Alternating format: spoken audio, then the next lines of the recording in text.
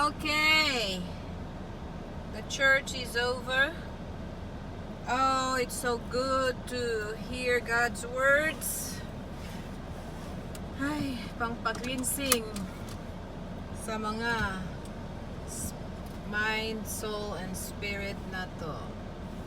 So, it's a good thing that we have church. I suggest you guys, church is important.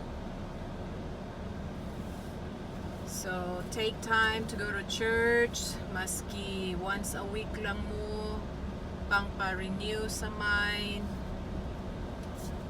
soul, and your body, para kuan. You start another week, limpyo ang inyong panghuna-huna. O maski pag naa kay ipamati-mati, ibagyod nga naka-listen ka sa gospel sa Ginoo, God's word. So let's take my flag na, baby. Kamurag, it's in the way, man. There you go. Sige daw, asa mo ko ani? Oh, I need to get gas. Kay murag half na lang ko sa tank. Alrighty, let's get this started.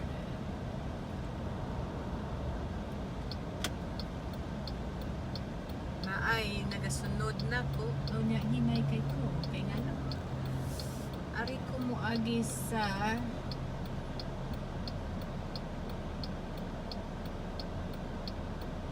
kaya ato ko sa Interstate 40.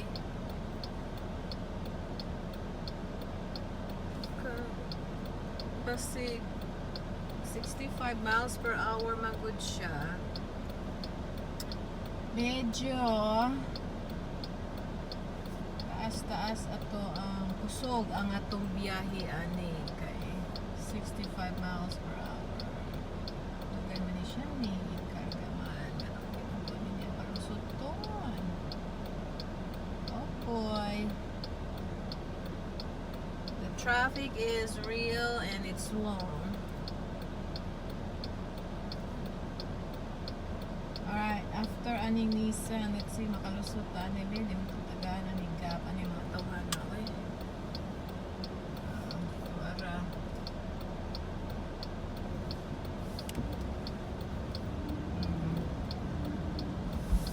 sige, nakalusot na ko. So I'm not going to the Interstate 40 because kabalo ka gusto managan mga ditong mga sakyanan onya. According to kinsa man to, si Chosen ba to? Niingon nga kusog kuno kay ko magpadagan. Sa interstate man to siya dai kinahanglan. Di ta magpalabig hinay kay madas magkana tong likod. Kinahanglan na siya i-balance na nato. Nay uban, hinayan kaayo sa atong padagan. Maway lang pasensya. Muko sila og dili maayo nga respond. Hindi ni sila dire, ang mga pasensya nila, mga mabawra kaayo. Kita pod kinahanglan dili nato i-trigger ilahang pagkaway pasensya kay para na ay kalinaw ang pagbiyahe, diba? Ansya ka na.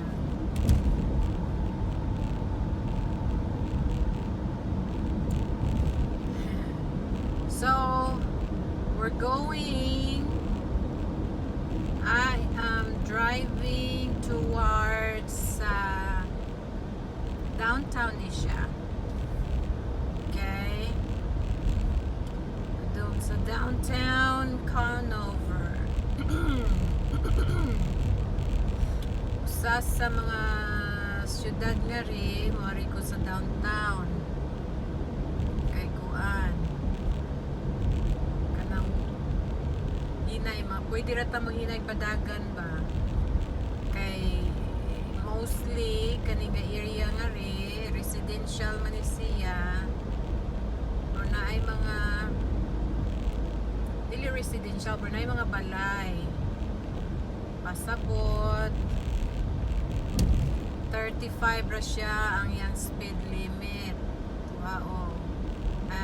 Apahid pag yun na ay speed limit tracker o your speed kita mo ana wa maganda ang ilahang kuan hayo. Sabot siguro sila kay Domingo man. Ting simba mas mga tao karon.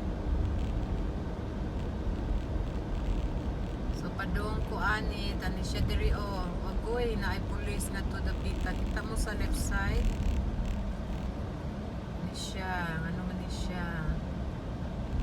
Siya sa maning kabuang nga rin niya nadakpan na ay nadakpan sa kilid na ako mauni siya nga magkuan jud ta pumulupad kay kano nakaliyalo naman siya munong sa tangari kay kuan red pa man ang kani siya diri nga area. Let's see kung matuyok na ako bihabang naka-red light siya. Dili kaabot. Post office ni siya diri. Downtown na ni siya. Post office. Unya, niglabang nato. Muagi ko kanang railroad. Meaning agianan sa train. So mag-careful ta din ha. Nakuan.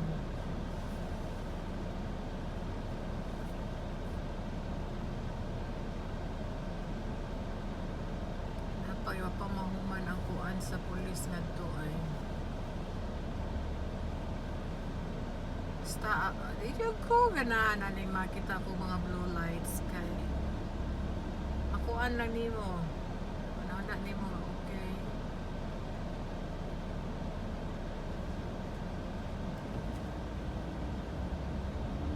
Naay wa ni sunod sa balaod. Naay wa ni sunod sa balaod. Ano siya? Diha. Kari downtown ni siya. So naay mga gagmay nga mga local nga mga stores ba, saninaan, mga groceryhan, mga iba-iba na bangko. So diri na siya dapita. Na muagi na ko sa railroad ha. Mao ni siya railroad nga riyo kita mo ng yellow nga sign. Ingon na siya careful. It's a railroad. So naay train nga muagi, naay mo babag ngadto. Ito siya pasudlan. Antod nga makahuman, makalabay na ang train. Sa karon walay train nga ni agi. Kani siya. Okay, we're turning. Kinaman ta sa right. Stop sa ka. Kaning sa right side, eskwelahan ni sa mga special kids. This one here is a school. See ang playground. School na siya para sa mga special kids. Like kids with special needs. Mao na siya. Ano siya, nindot lang eskwelahan din ha. They have a